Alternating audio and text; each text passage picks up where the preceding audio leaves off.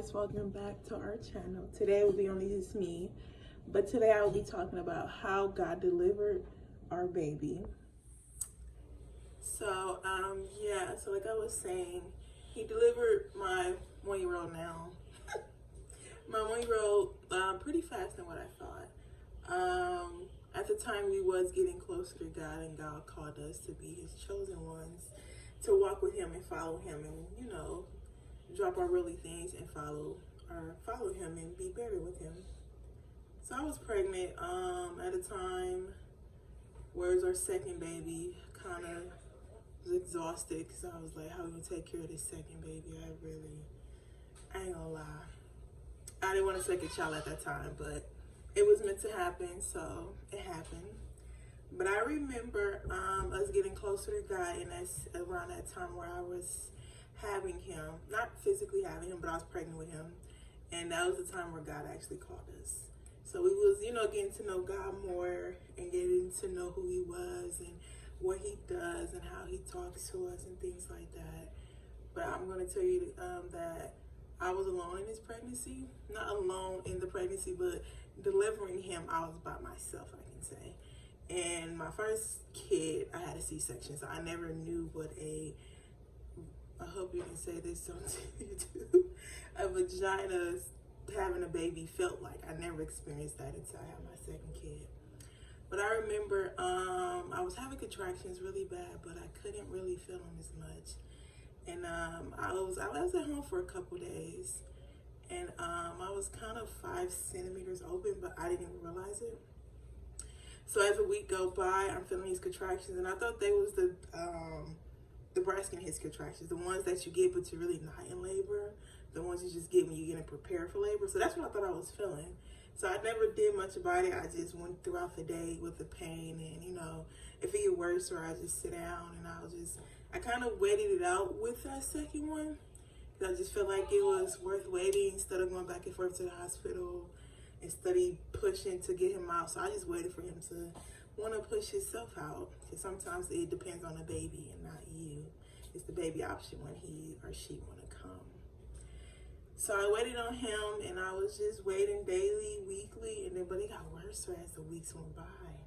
The days went by, it got worse and painful, and there was times where I can sleep through the pain, but it's times where I couldn't. And it was just this one specific morning, I think it just was getting worse, and I'm like, I don't know. And my husband was like, I think it's time for you to go to the hospital. I didn't want to go because I was like, I don't want to be there by myself. And we had our first child, and I wanted him to stay with her so she could be more comfortable with someone she knew. So I just, you could stay home with her, but we was on the phone. We did pray a lot. We did actually a prayer before we left. And it was a good prayer to help me get through this pregnancy, because he couldn't help me. He couldn't be there with me. I can say he helped me a lot, but he couldn't just be there in the delivery room with me. So I just accepted that fact. I was supposed to have family members there. I told them ahead of time, but they made excuses. So I just said, forget it. I'm just going to do this on my own today. But I don't know if this is the first time God showed himself to me, but as I look back, it was definitely God that helped me through this pregnancy. And it wasn't easy, but it was fast. And I was grateful. But I got to the hospital. We on the phone. I'm in an Uber. These contractions getting, I'm like, it's probably every 20 minutes, and every 20 minutes it's strong. I'm in an Uber. I'm like, oh no. And I'm taking it. I'm getting there, and I think God was definitely giving me strength to get through this pregnancy, since I was alone by myself. And I got there, and she tested me, and she was like, "Oh, you're 5 centimeters now." I have no idea. If I would have stayed home any longer, I would have had my first baby boy at home. So God gave him a perfect time to tell me to go to the hospital, because I was scared. I didn't want to go by myself. But I got there, and I was big. I was holding it together.